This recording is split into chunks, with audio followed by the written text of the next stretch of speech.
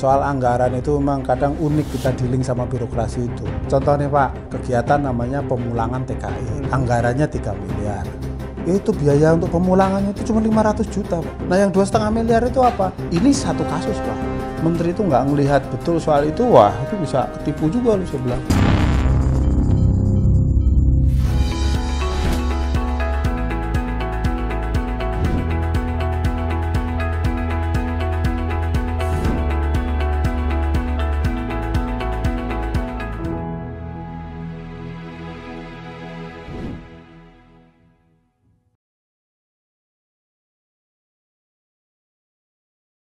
Kawan baik, jumpa kembali dengan Nur Iswan Channel.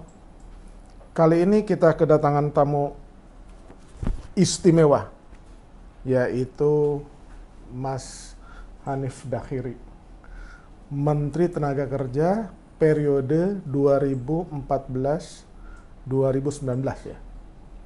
Kayaknya begitu.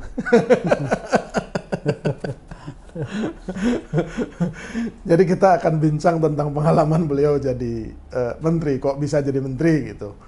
Pasti kan rasa-rasanya Mas Hanif sendiri nggak pernah bermimpi jadi menteri. Enggak sih. Gimana? Gimana? Kita buka masker ya? Boleh. Kan sudah antigen itu semua. Siap. Gimana Mas? Ceritanya Mas. Cerita apa nih? Jadi menteri itu kok ada? Menteri itu garis tangan bro. Oh garis tangan ya? Kalau garis tangannya bagus ya jadi, kalau nggak bagus ya enggak, kira-kira gitu aja. Ya. Tapi intinya adalah bahwa setiap orang, setiap warga negara itu bisa menjadi apa saja yang mereka mau. Bukan hanya menteri, bro. Presiden pun juga bisa. Bisa. Contohnya ya? Pak Jokowi kan. Iya, betul. Hanya juga. dengan menjadi dirinya sendiri berhasil menjadi presiden beliau kan. Iya, betul juga. Jadi artinya ya anak-anak muda kita ini jangan takutlah untuk bermimpi. Kalau generasi kita dulu kan mungkin agak takut bermimpi ya. Kalau anak sekarang ini ya janganlah. Makanya benar kata Bung Karno, bermimpilah setinggi langit. Dan kalaupun jatuh, engkau akan jatuh di antara bintang-bintang. Tapi yang menghubungi atau tahunya berapa hari dari sebelum pelantikan? Saya lupa ya persisnya itu, tapi entah sehari atau 2 hari lah ya. Sebelum pelantikan? Sebelum pelantikan. Tapi sebelumnya udah ada rasa-rasa? Bisa lebih dari itu aku lupa ya. Mungkin 3-4 hari apa ya. Aku lupa persisnya. Tapi tahun pertama ya dari ketua umum partai saya, Caimin. Suatu sore saya dipanggil Caimin ke sebuah kafe di daerah Kebayoran Baru. Nah, waktu itu saya masih di DPR kan. Udah saya langsung meluncur ke sana sore hari. Begitu nyampe di lokasi, di sana sudah ada Pak Eko Putro Sanjoyo. Iya. Beliau adalah bendahara umum DPP PKB pada saat itu, dan kelak beliau adalah Menteri Desa dan Pembangunan Daerah Tertinggal. Nah, begitu nyampe di sana, ketua umum saya langsung bilang, kamu serahkan CV-mu ke Eko, kamu jadi menteri. Oh, saya agak kaget juga kan begitu. Sesantai itu ya? Ya, bilang itu. Waduh, menteri. Ya, segera tuh. Terus saya bilang, boleh nawar nggak? Nawar apa? Ya, kalau boleh pilih, saya pilih jadi sekjen aja daripada jadi menteri. Nah, posisi saya waktu itu sekjen DPP Partai Kebangkitan Bangsa. Dan itu baru sekitar sebulan saya itu jadi sekjen. Oh, jadi sekjen. Sekjen Terus? partai. Makanya saya coba nawar gitu. Boleh nggak nawar? Nawar apa? Ya, kalau boleh saya pilih jadi sekjen daripada jadi menteri. Itu sebenarnya menandai ketidaksiapan saya lah untuk menjadi menteri. Ya, gitu. Nah, tapi waktu itu ketua umum bilang, nggak bisa, ini perintah. Oh, sudah, karena perintah ya sudah. Akhirnya CV saya store, dan terusnya lalu berproses bertemu dengan presiden, ya kan? Ya habis itu sampai kemudian dilantik. Tapi yang saya mau cerita di situ sesungguhnya bahwa ya saya sama sekali tidak siap untuk menjadi menteri, karena saya tidak membayangkan juga, saya juga tidak bermimpi. Dan tidak mempersiapkan diri atau berambisi? Enggak. Saya ini kan kalau kerja ya kerja aja gitu. Ya, kalau soal hasil ya biarlah Tuhan dan para pemimpin yang memutuskan, kira-kira gitu. Yang penting makom saya itu ya bekerja saja sebaik-baiknya, sekeras-kerasnya gitu. Nah, pas proses-proses sebelum penentuan kabinet itu kan saya juga mendapatkan tugas untuk bertemu orang, melobi sana, lobi sini segala macam itu. Jadi ya tugas saya itu. Makanya nama kan nggak ada yang beredar. Nama saya itu nggak muncul sama sekali. Kan? Iya, betul. Itu karena memang nggak ada pembicaraan itu. Dan saya juga bukan ditugasi untuk itu, saya ditugasi untuk melobi orang.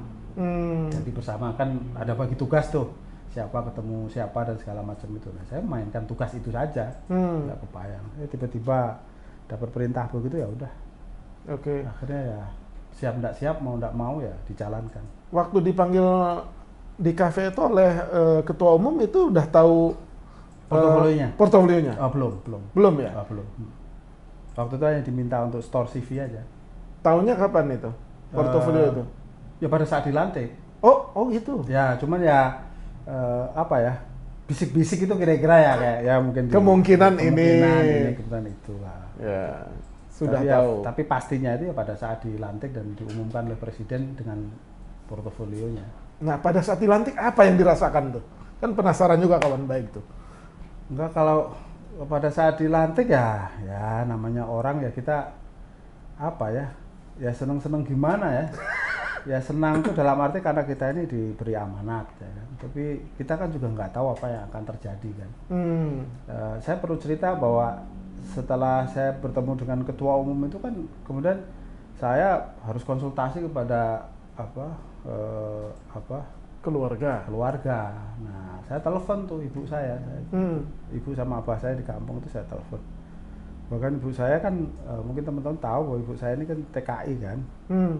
Jadi ya beliau ini orangnya bahkan nggak sekolah kan, SD aja nggak lulus beliau.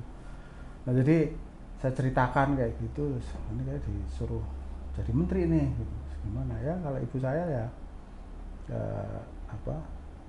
malah nangis beliaunya kan, nangis dia mungkin ya saya menafsirkannya ya satu sisi mungkin bangga nggak nyangka ya, emang dia ini siapa kira-kira anaknya kemudian dipercaya presiden untuk jadi menteri. Nah, tapi juga dipenuhi dengan kekhawatiran kan, karena memang ya berita-berita politik itu kan banyak masuk ke kampung-kampung termasuk ke kepala ibu saya kan. Itu jadi isinya ya akhirnya cuman nasihat ya, nangis sama banyak nasihat. Apa nasihatnya kata ibu itu? Kenapa? Nasihatnya apa itu kata ibu? Kalau ibu ya bilangnya jangan aneh-aneh lah kira-kira gitu. Ya sudah dijalani amanah sebaik-baiknya, jangan aneh-aneh kayak gitu. Kalau abah saya dia bilang ya kalau kuat dijalanin, kalau nggak kuat nggak usah.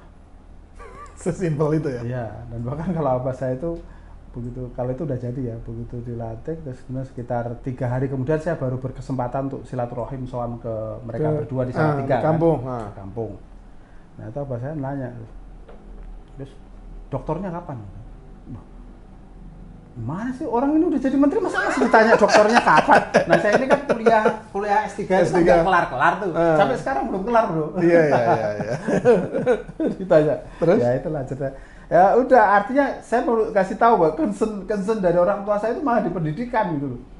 Jadi orang tua Mas Hanif tidak menganggap menteri itu sesuatu yang wah gitu kan? Ya mungkin tetap aja kalau sebagai manusia pasti ada begitunya lah. Tapi mungkin mimpinya lebih terkait dengan mimpinya, karena orang tua saya itu kan sangat mendukung anak-anaknya ini mendapatkan pendidikan yang terbaik.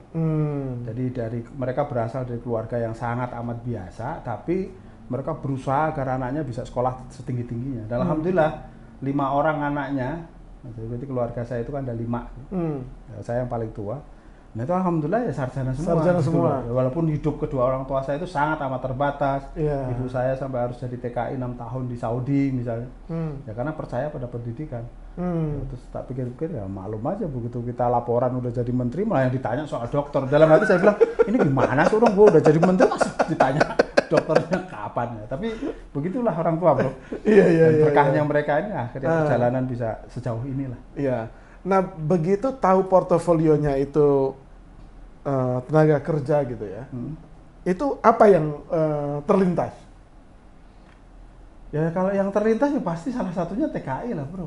Oke. Ya karena ibu saya memang pernah. Ya, ibu saya mantan TKI, ibu saya kan di 6 tahun di Saudi Arabia. 6 tahun kan, jadi itu pasti kepikir betul. Nah, karena saya juga harus belajar dari situ ya, tentu saya belajar kepada ketua umum saya, karena kebetulan ketua umum saya kan juga menteri sebelumnya. Iya betul. Posisinya kan menggantikan. Di situ. Ya, minta nasihat, minta saran, ya, minta di briefing dulu lah malam harinya itu. Tapi itu setelah hari dilantik lah. Iya. Jadi kira-kira siang kalau nggak salah, siang dilantik, malamnya saya konsultasi sama beliau.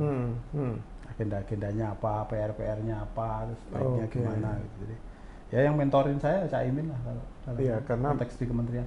Karena punya pengalaman sebelumnya kan, jadi tahu isu-isu yang terpenting dan terpanas apa saja kan. Ya, betul. More or less begitu. Oke, nanti kita lanjut lagi sejak jadi menteri seperti apa tantangannya. Kita sambung lagi.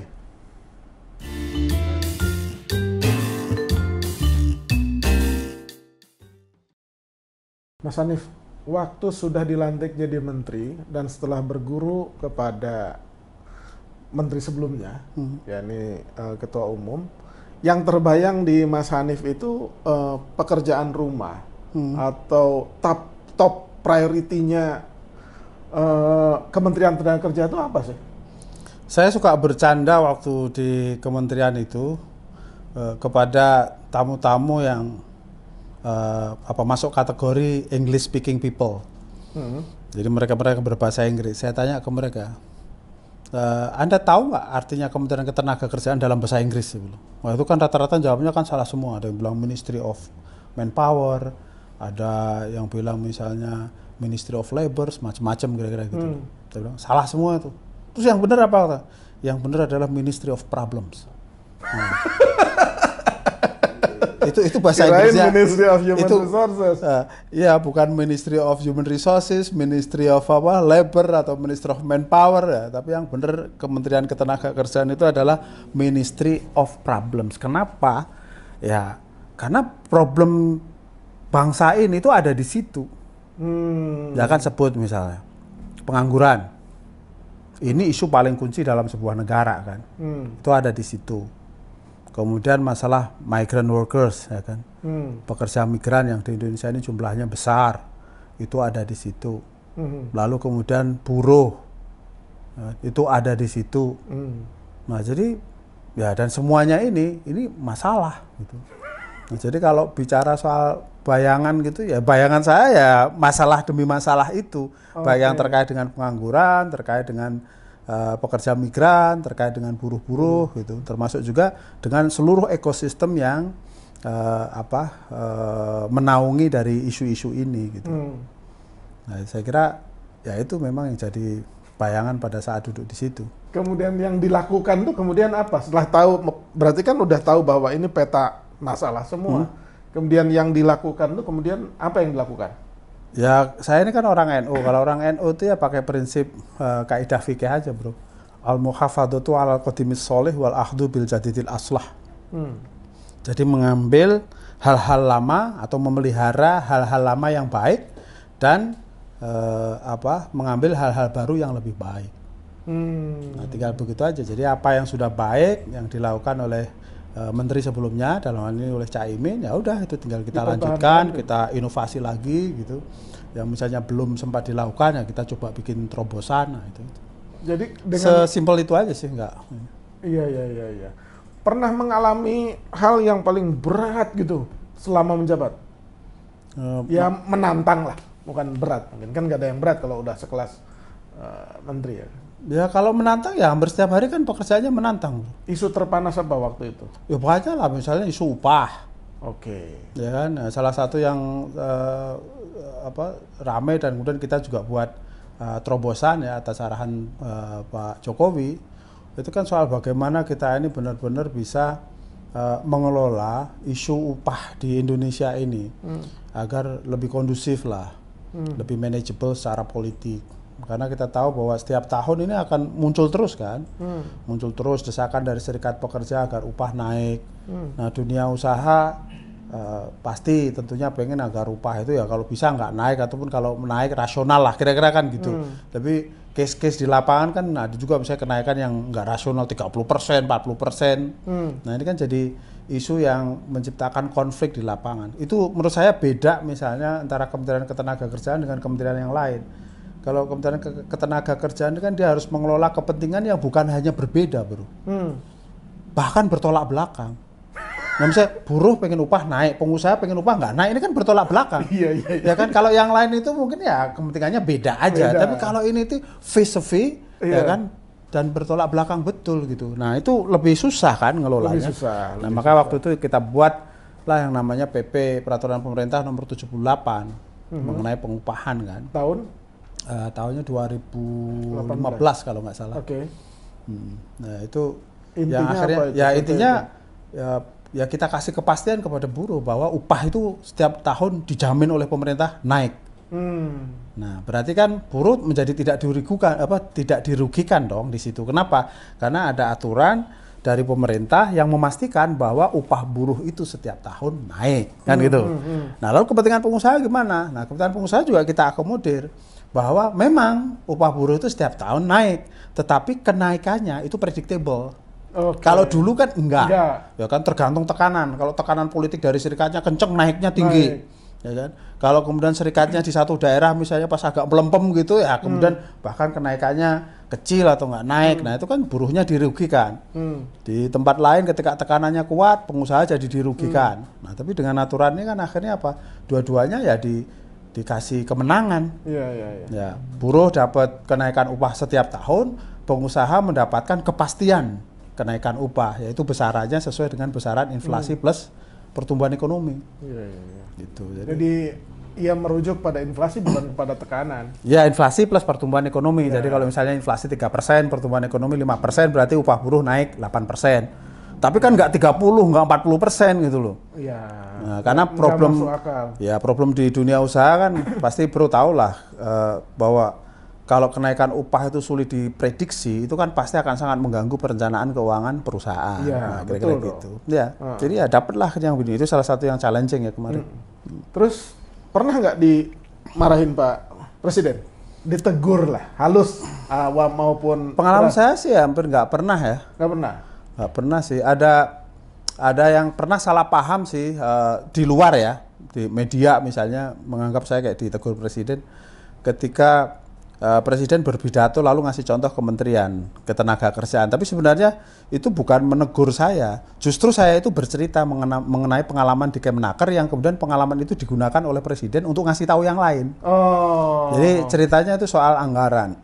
Saya bercerita kepada Bapak Presiden, Pak, ini pengalaman saya ini kalau soal anggaran itu memang kadang unik kita dealing sama birokrasi itu.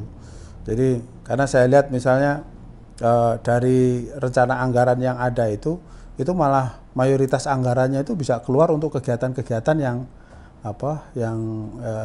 pendukung aja, bukan kegiatan inti lah. Saya kasih contoh, misalnya contoh nih Pak, di tempat saya itu ada kegiatan namanya pemulangan TKI, anggarannya 3 miliar. Tapi kalau Bapak mau tahu nggak itu biaya untuk pemulangannya itu cuma 500 juta Pak. Loh, judul kegiatannya aja pemulangan TKI, tapi anggaran pemulangan itu 500 juta dari 3 miliar. Nah yang 2,5 miliar itu apa?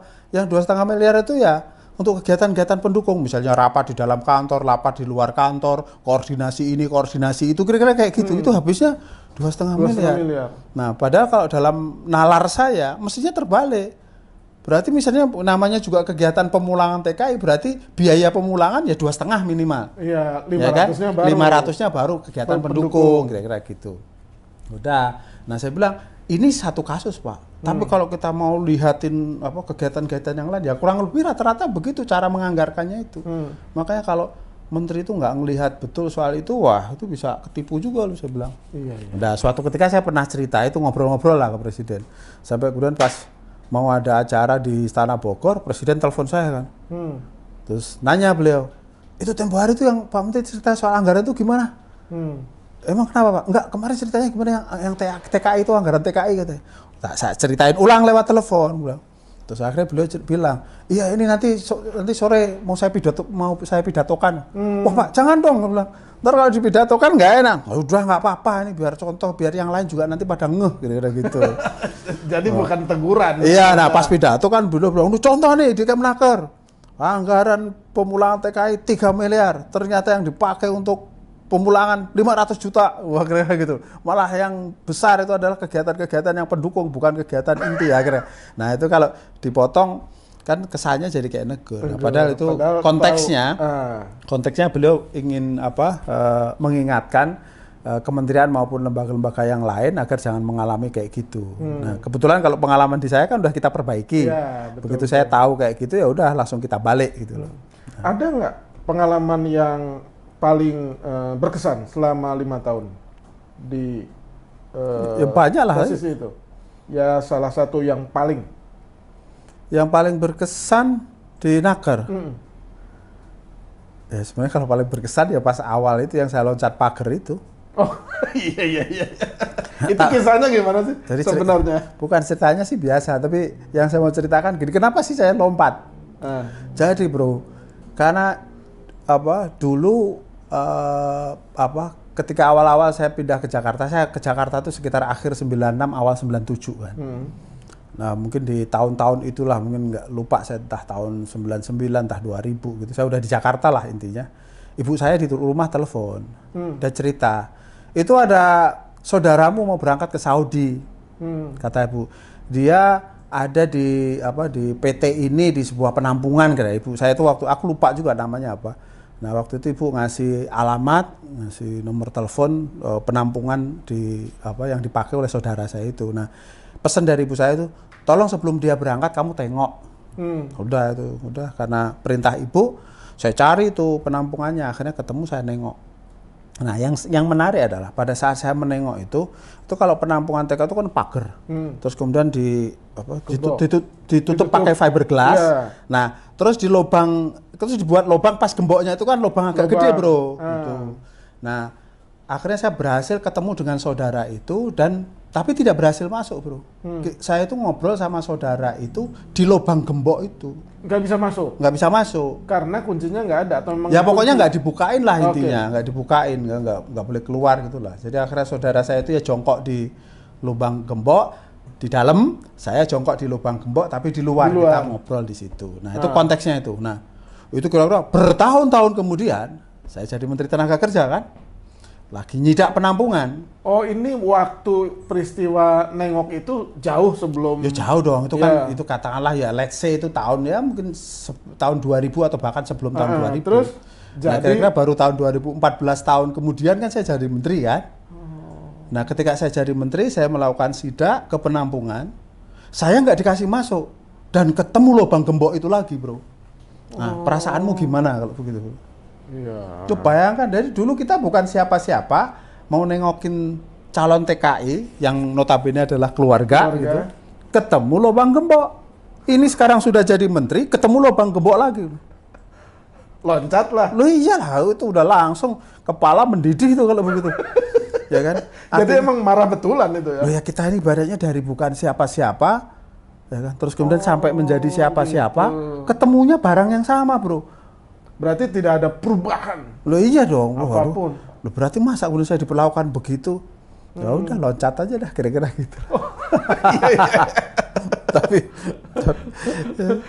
iya betul, itu heboh tuh. Lah iya. Viral. Iya, nah itu sebenarnya loncat itu ada konteksnya maksudnya. Kan orang nggak ngerti konteksnya. Nggak ngerti itu. Konteksnya dulu gue itu bukan siapa-siapa, ketemu lubang gembok, ini masa sekarang ketemu lubang gembok lagi. Channel ini yang diceritakan peristiwa yang sesungguhnya. Iya. Spesial nih, bro. Spesial. Mas, kalau yang paling menyedihkan, pengalaman yang paling aduh kok nggak bisa